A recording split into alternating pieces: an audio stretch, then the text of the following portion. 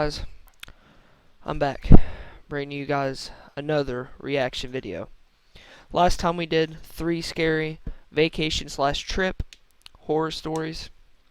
Today, I am bringing you 2 creepy, true, true hide and seek horror stories by Mr. Nightmare himself. Now, if you guys haven't checked out Mr. Nightmare, I definitely recommend it. And if this is your first video you are ever watching from me, definitely recommend hitting that sub box or subscribe button. But anyway, if you guys are new, go ahead and hit that sub button. And that's enough of me talking. You guys probably don't want to hear that anymore, so let's go ahead and get into this video.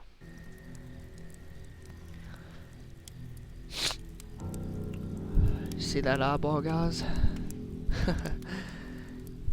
Oh man. When I was a kid, my parents would sometimes bring me down to my aunt and uncle's place to stay for the weekend. Mainly, I'd spend time playing with my 2 cousins who were around the same age as me. They lived on a small farm with plenty of open space, and we could run around doing pretty much whatever we wanted. If we thought we could get away with it, the 3 of us would sometimes cross over to the neighboring farm about half a mile away. It had been abandoned for decades, with a scattering of derelict buildings and other structures still standing on the property, just begging to be explored. This was of course a gold mine for 3 adventurous young boys such as ourselves, especially after my cousins told me stories about the deaths that took place in the house. It was pretty classic fare. Man goes crazy, axe murders his entire family, hangs himself, returns every night as an angry spirit looking for new victims. Good, grisly stuff. Man. Even at that age, I knew they were probably making it up, or at least embellishing old rumors. But seeing as how the setting lent itself so well to such tales, I allowed myself to buy into it. One afternoon, we decided to play hide and seek. When it was my turn to hide, I ran off for a flimsy brown barn that had living quarters on top, and climbed the stairs looking for a good spot. There was still furniture inside, and personal belongings lay scattered across the floor. I maneuvered over broken dishes, tattered clothes, and crumbling books, eventually coming to a small room with a closet. Jackpot. There were even long black dresses still hanging on the rod that I could hide behind. I stepped inside and managed to force shut the folding door. My only illumination was a slit of sunlight that shone through the crack in the door from a nearby window. I crouched down with knees tucked into chest and waited. Some time passed, and there was still no sign of my seekers. I waited some more, debating if and when I should give myself up. After nearly an hour, this was starting to get boring. My head drooped. I woke with a jerk. Uh-oh. It was pitch black. Drowsy and confused, I forgot for a minute where I was or what I had been doing. As it came back to me, the realization that it was now nighttime and that I had been abandoned here filled me with sinking dread in the pit of my stomach. I tried to get up, but a sudden cramp in my calf kept me grounded. I squirmed about, waiting for it to pass, when I heard a door slamming shut downstairs, and instantly froze. One of my cousins? There was a brief period of silence, then footsteps at the bottom of the stairs. But not just footsteps, a thud too. After every other step. These weren't the footfalls of a child. They were slow, heavy, deliberate. I held my breath, praying they would go away. They did not. The noises continued to ascend.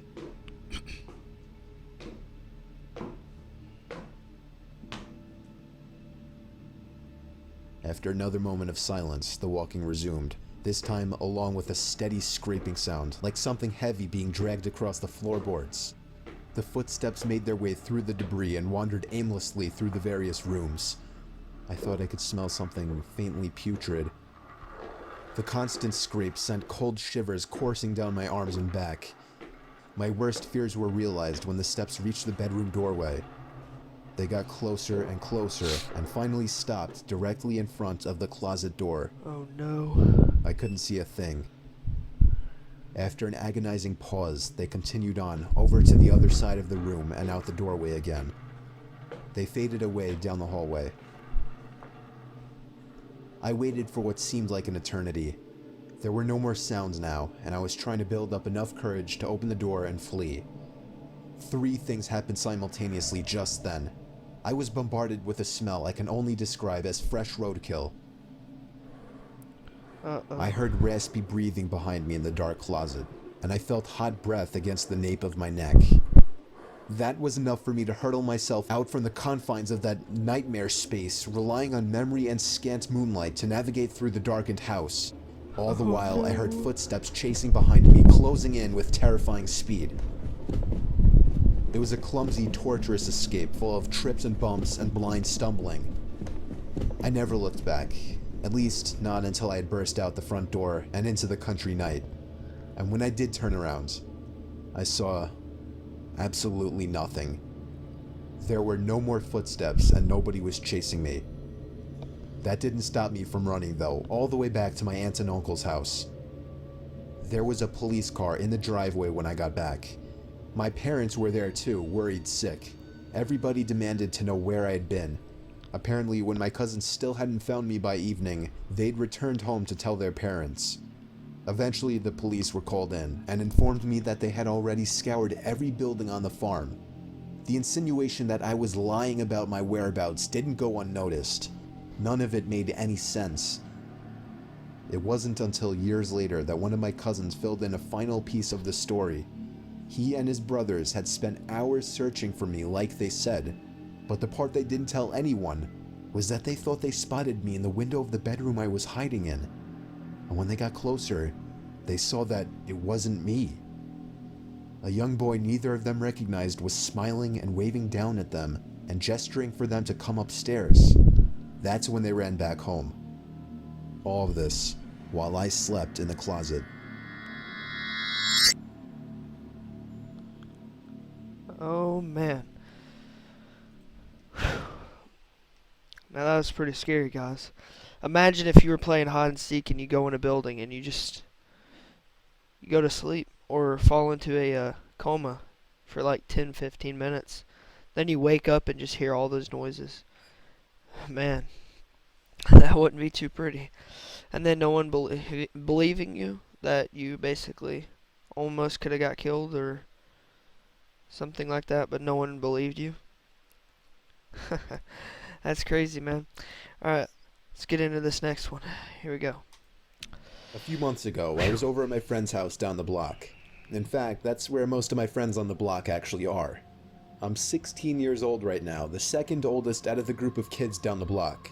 There's Alan, who's 17, Dan, who's in the same grade as me but a little younger, Johnny, who's 14, Daniela, who's also 14, Nick, who's 13, and Tom, who's only 12 years old. There's a big age gap between some of us, but we're really the only kids on the entire block. Me and Dan were the closest friends, and we kind of just met all the other kids who lived around the area while we hung out originally. It started to become our Friday night tradition to play a big game of Manhunt by Daniela and Nick's house. We don't live in a typical suburban neighborhood. Our area is a lot more spacious and overall has a lot less people and houses. And for that reason, there wasn't a lot going on in our area, but it also made the game that much more fun. It was our turn to hide first. I had 3 other kids on my team, but more notably, I had Dan on my team. Me and Dan both went next door to Mr. Nelson's old house. He was an old man who passed away a few years ago, and since then no one has bought the house, leaving it vacant and a perfect property to add space for our game. Me and Dan went to the back section of the property by the lake, where we found a perfect hiding spot in some of his bushes. Dan, however, wanted to try something crazy and entered the vacant house through a sliding window, so I waited alone in the bushes. The goal of the game was to get back to Nick's house, which was always considered home base. A big part of the game is waiting. I was in those bushes for like 5 minutes, until I finally saw 2 kids from the other team entering the backyard looking for us. They were making a lot of noise, making their presence known. Once they left, the 2 of them continued even further down the block, giving us the perfect chance to run. I looked around at all the windows of the house, hoping Dan would be standing near one of them for me to wave him on. And when I looked up to one of the upstairs windows, I was relieved to see his head looking down to me. I waved him on, letting him know it's time to go. But he didn't move. Now I wasn't sure if he could see me. I went over to the window that he entered through, opened it, entered the house, and yelled up into the house calling Dan's name. I'm not even exaggerating when I say I felt like my heart stopped when I heard Dan's voice only a few feet away from me saying, "Dude, shh." I asked him how he got downstairs so quickly, and he just looked confused. He then told me he was sitting down here this whole time. At that same moment, we both looked up to the ceiling as there was a creaking sound coming from upstairs. We both hopped back out the window and ran back to Nick's house, where we called the game off. We went to ask Dan's dad if somebody had moved into the home, but he was positive that nobody had lived there for 3 years. Me, Alan, Dan, and Dan's dad all went over to the house, where we entered the same way we had earlier. Dan's dad was familiar with the house, as he used to be good friends with Mr. Nelson. He led the way upstairs into the bathroom with a window I had seen someone standing at. He flicked on the lights, and besides a crumpled up reddish-brown blanket on the floor, the room was empty. We went through the entire house and found nothing. Dan's dad really didn't know what to do from there, so he just said if any of us, including him, ever see anything or anyone in that house, we would report it to the police immediately. It's been a few months already and we haven't seen anything since, but I know that somebody, besides Dan, was in that house that night.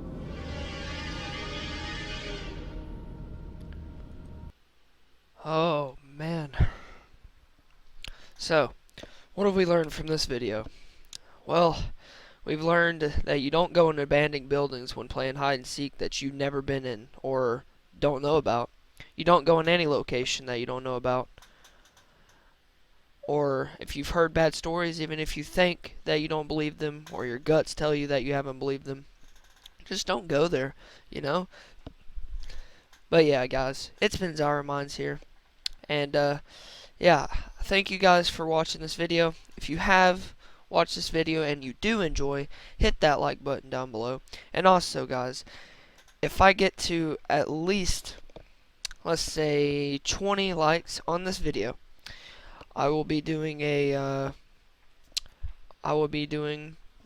our next video, which I don't know what it should be yet, because I'm gonna look through Mr. Nightmares. I'm gonna look for the creepiest one, and we're gonna be doing the scariest Mr. Nightmare video. So if I get 20 likes on this video, we're gonna do the scariest Mr. Nightmare video. So yeah, it's been Zyro Minds here, and if you guys are new, smash that like button, or smash that subscribe button if you are new, and share to all your friends. And yeah, like I said before, it's been Zyro Minds here. Like, comment, and subscribe. We'll see you in the next video. Peace.